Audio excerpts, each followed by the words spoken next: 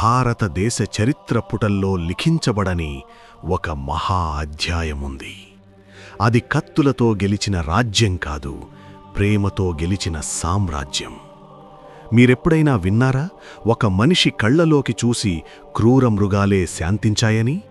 ఒక మనిషి చేతికర్ర స్పర్శతో ఎండిన రాళ్ల నుండి గంగ ఉబికి వచ్చిందని? బ్రిటిష్ వారి ఫిరంగులు, తుపాకులు ఒక సన్యాసి ముందు పనిచెయ్యకుండా మొరాయించాయని? ఆయనకు కిరీటం లేదు, కాని కోట్లాది బంజారాలకు ఆయనే రారాజు. ఆయనకు సింహాసనం లేదు, కాని ప్రతి తాండాలో ఆయన మాటే శాసనం. ఆయన కేవలం దైవం మాత్రమే కాదు, ఒక విప్లవం. మూఢనమ్మకాల చీకటిలో మగ్గుతున్న సమాజాన్ని తన జ్ఞానంతో వెలిగించిన జ్యోతి. ఆకలితో ఉన్నవారికి అన్నపూర్ణ, రోగంతో ఉన్నవారికి అశ్వినీ దేవత, భయంలో ఉన్నవారికి అభయహస్తం. ఆయనే జగదంబ ముద్దుల బిడ్డ శ్రీ సంత్ సేవాలాల్ మహారాజ్. ఆయన పుట్టుక వెనుక ఉన్న దైవ రహస్యమేంటి? జీవితాంతం పెళ్లి చేసుకోకుండా ఆయన చేసిన ఆ మహాత్యాగం ఎవరికోసం? 250 ఏళ్ల క్రితమే ఆయన చెప్పిన భవిష్యవాణి ఈరోజు ఎలా నిజమవుతోంది? రుహిగఢ్లో ఆయన తీసుకున్నది మరణమా లేక మహానిద్రనా? రండి, కాలం వెనక్కి వెళ్దాం, అద్భుతాలను కళ్ళారా చూద్దాం. ఈ వీడియోని స్టార్ట్ చేయబోయే ముందు ఒక్కసారి చూసుకోండి మీరు సబ్స్క్రైబ్ చేసుకున్నారా లేదా అనేది. ఎందుకంటే ఇలాంటి వీడియోలు మన సైడ్ నుంచి రోజొకటొస్తుంది. నేను వీడియో అప్లోడ్ చేసిన వెంటనే మీ వరకు రావాలంటే మీరు సబ్స్క్రైబ్ చేసుకుని ఆల్ నోటిఫికేషన్ని ఎనేబుల్ చేసుకోవాలి. ఆల్రెడీ సబ్స్క్రైబ్ చేసుకున్న వాళ్ళు లైక్ చేసి కామెంట్ చెయ్యండి. అలాగే కొత్తగా చూస్తున్న వాళ్ళు సబ్స్క్రైబ్ చేసుకుని కామెంట్ చేసి లైక్ చెయ్యండి. ఇక లేట్ చెయ్యకుండా స్టార్ట్ చేద్దాం. Let's begin our episode.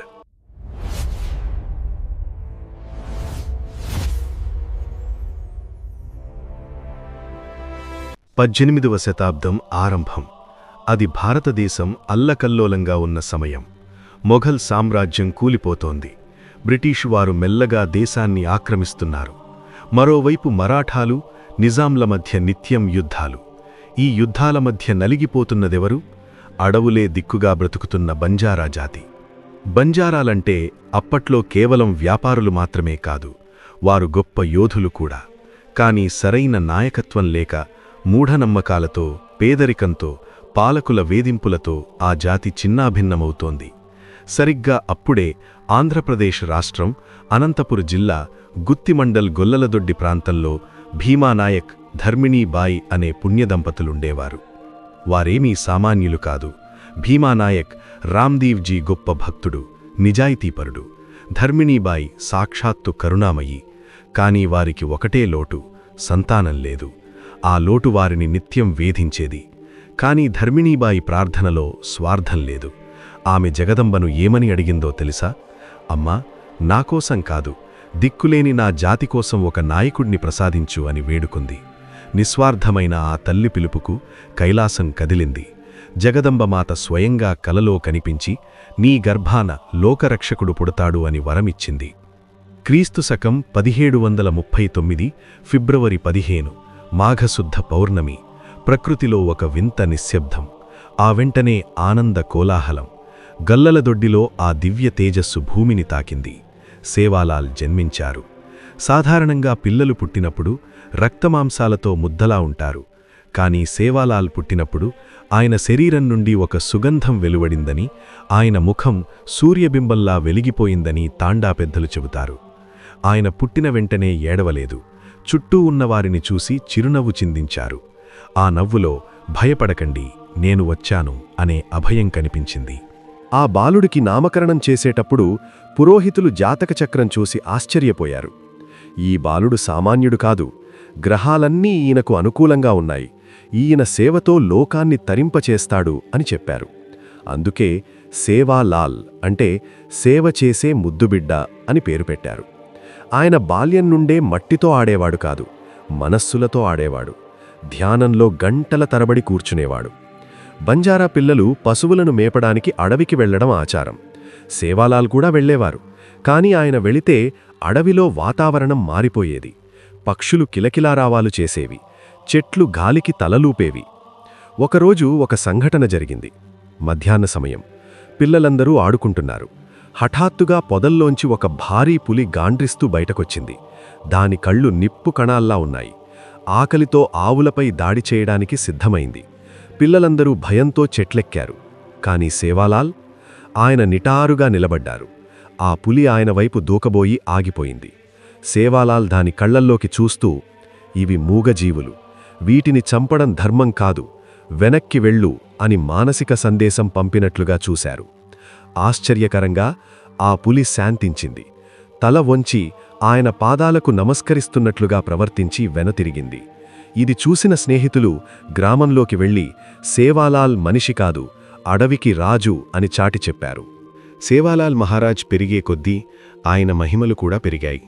ఒకసారి వేసవికాలం. సూర్యుడు నిప్పులు చెరుగుతున్నాడు. తాండాలో బావులన్నీ ఎండిపోయాయి. పశువులు నీళ్లు లేక స్పృహ కోల్పోతున్నాయి. ప్రజలు దాహంతో అలమటిస్తున్నారు. ప్రజల కష్టాన్ని చూడలేక సేవాలాల్ చలించిపోయారు. ఆయన ఒక ఎత్తైన ప్రదేశానికి వెళ్లారు. జగదంబను స్మరించారు. తల్లి, గంగను భువికి దించు అని ప్రార్థించి తన చేతిలో ఉన్న కర్రతో ఒక పెద్ద బండరాయిని బలంగా కొట్టారు. అంతే, ఆ రాయి పగిలి స్వచ్ఛమైన నీటిధార ఉబికి వచ్చింది. అదేదో చిన్నధార కాదు, తాండా మొత్తం దాహం తీర్చే అమృతధార. ఆ నీటిని తాగిన పశువులు లేచి నిలబడ్డాయి. రోగంతో ఉన్నవారు ఆ నీరు తాగి ఆరోగ్యవంతులయ్యారు. ఆ నీటి మడుగు ఇప్పటికీ పవిత్ర తీర్థంగా భావించబడుతోంది. ఇది ఆయన దైవత్వానికి మరొక నిదర్శనం. యవ్వనంలోకి రాగానే తల్లిదండ్రులు సేవాలాల్కు పెళ్లి చెయ్యాలని భావించారు. బంజారా సంప్రదాయం ప్రకారం పెళ్లి చాలా అట్టహాసంగా జరుగుతుంది. కాని సేవాలాల్ దాన్ని సున్నితంగా తిరస్కరించారు. నాకు సంసారం వద్దు, ఈ సమాజమే నా కుటుంబం, ప్రతి స్త్రీ నాకు తల్లి లేదా సోదరితో సమానం అని ప్రకటించారు. ఆయన తీసుకున్నది సామాన్యమైన నిర్ణయం కాదు, ఆజన్మ బ్రహ్మచర్యం. తన శక్తిని మొత్తం జాతి ఉద్ధరణకే వాడాలని నిర్ణయించుకున్నారు. అప్పుడే ఆయన బంజారా జాతికి దిశానిర్దేశం చేయడానికి సత్యమార్గం, సత్ మార్గ్ అనే జీవన విధానాన్ని రూపొందించారు. ఇందులో 22 సూత్రాలున్నాయి. వీటిని అర్థం చేసుకుంటే జీవితం స్వర్గధామమవుతుంది. జీవహింస వద్దు, మూగజీవాలను చంపి తినడం పాపం. మద్యం ముట్టవద్దు, అది కుటుంబాన్ని నాశనం చేస్తుంది. ఆడపిల్లను అమ్మవద్దు, స్త్రీ శక్తి స్వరూపిణి. అడవిని, గోవుని రక్షించండి, అవే మనకు ప్రాణాధారం. ఈ సూత్రాలను ఆయన ప్రతి గడపకు వెళ్లి ప్రచారం చేశారు. బంజారాలు అంటేనే సంచారజీవులు. వారు సరుకులను ఎడ్లబండ్లపై వేసుకుని ఒక రాజ్యం నుండి మరో రాజ్యానికి రవాణా చేసేవారు. Logistics providers of medieval India. ఈ ప్రయాణాలు కొన్ని నెలల పాటు సాగేవి. దారిలో దొంగలు, దోపిడీదారులు, క్రూరమృగాలు ఉండేవి. కాని సేవాలాల్ ఉన్న తాండాకు ఎప్పుడూ ప్రమాదం రాలేదు. ఆయన తాండాకు ముందు గుర్రంపై వెళుతుంటే ఒక అదృశ్య కవచం ఆ తాండాను కాపాడేది. రేపు ఏ దారిలో వెళ్ళాలి, ఎక్కడ ప్రమాదముంది అనేది ఆయనకు ముందే తెలిసేది.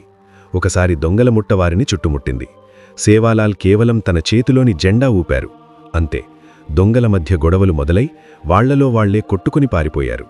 ఆయన ఉనికి శత్రువుల బుద్ధిని మార్చేసేది. దేశంలో భయంకరమైన కరువు వచ్చింది. తినడానికి గింజలు లేక జనం చనిపోతున్నారు. సేవాలాల్ దగ్గరకు వేలాది మంది ఆకలితో వచ్చారు. తన దగ్గర ఉన్న ధాన్యం నిల్వలు అయిపోయాయి. కాని భక్తుల ఆకలి ఆయనకు ఆత్మక్షోభను కలిగించింది. ఆయన భోగ్ వండమని శిష్యులకు చెప్పారు. గురూజీ, బియ్యం లేవు అని వారు చెప్పారు. మట్టి పెడ్డలను కుండలో వేయండి, జగదంబను స్మరించండి అని ఆయన చెప్పారు. వారు నమ్మకంతో అలాగే చేశారు. సేవాలాల్ ఆ కుండను తాకగానే ఆ మట్టి సువాసనలు వెదజల్లే తీపి పదార్థంగా, షీరా, హల్వాగా మారిపోయింది. అది ఎంత వడ్డించినా తరగలేదు. వేలాది మంది ఆకలి తీరింది. ఇది మ్యాజిక్ కాదు, ఇది నిస్వార్థ ప్రేమ యొక్క శక్తి. ప్రకృతి తన బిడ్డ ఆజ్ఞను పాటించిన అద్భుత ఘట్టమిది. బ్రిటిష్ ఈస్ట్ ఇండియా కంపెనీ మరియు నిజాం పాలకులు బంజారాల స్వేచ్ఛను హరించడానికి ప్రయత్నించారు. పశువులు అడవిలో గడ్డిమేస్తే పుల్లరి అనే గ్రేజింగ్ ట్యాక్స్ కట్టాలని హుకుం జారీ చేశారు. పేద బంజారాలు ఆ పన్ను కట్టలేక పశువులను అమ్ముకునే పరిస్థితి వచ్చింది. సేవాలాల్ దీన్ని తీవ్రంగా వ్యతిరేకించారు. ఈ అడవి, గాలి, నీరు దేవుడిచ్చినవి, మీరెవరు పన్ను అడగడానికి అని పాలకులను ప్రశ్నించారు.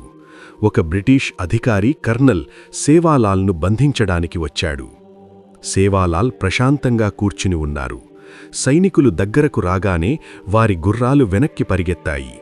తుపాకులు పేలలేదు. ఆ అధికారికి హఠాత్తుగా కడుపునొప్పి వచ్చి విలవిల